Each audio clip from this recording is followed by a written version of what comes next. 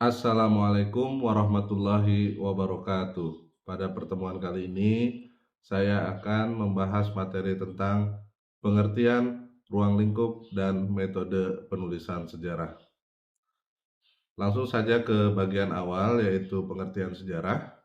Kata sejarah berasal dari bahasa Arab syajarotun atau dibaca syajaroh, diartikan sebagai pohon kayu. Sedangkan apabila dilihat dari sisi terminologinya, maka kata ini menunjukkan kepada sifat, bentuk, kejadian, perkembangan, atau pertumbuhan tentang ihwal peristiwa di masa lampau yang terjadi secara berkesinambungan atau kontinuitas.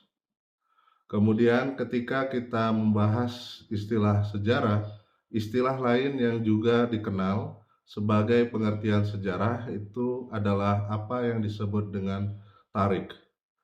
Tarik dalam makna lugawi atau bahasa atau dikenal juga dengan istilah etimologi diartikan sebagai ketentuan masa. Sedangkan secara terminologi diartikan sebagai keterangan yang menerangkan hal ihwal umat dan segala sesuatu yang telah terjadi di kalangannya pada masa yang telah lampau atau masa yang masih ada.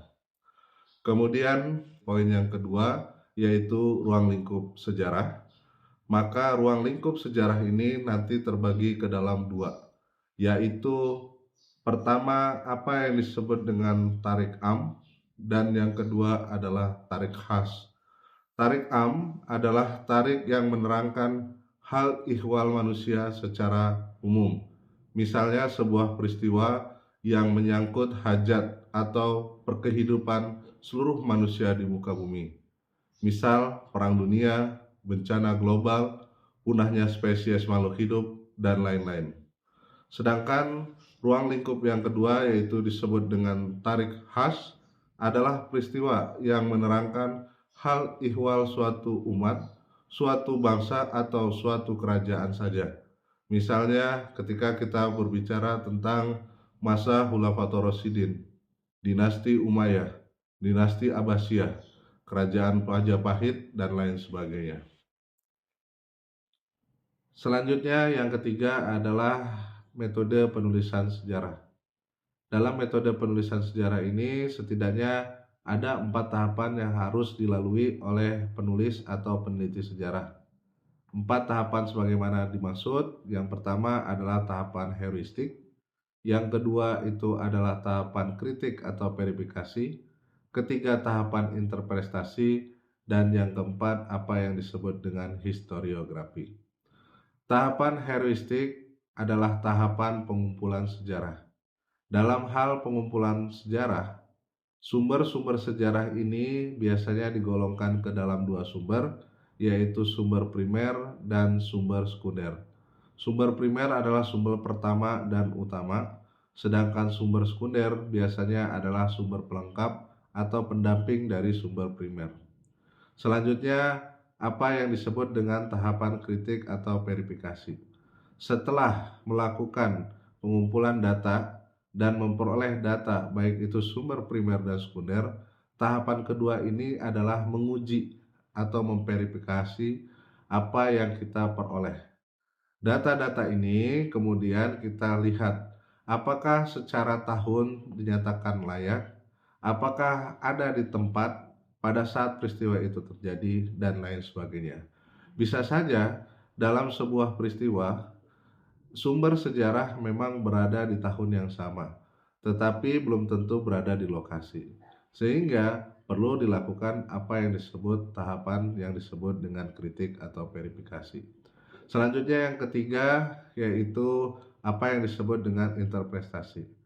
Interpretasi ini adalah proses penafsiran yang dilakukan oleh peneliti atau penulis terhadap sebuah peristiwa agar tadinya peristiwa yang terpecah atau menjadi berkeping-keping itu menjadi satu kesatuan yang utuh.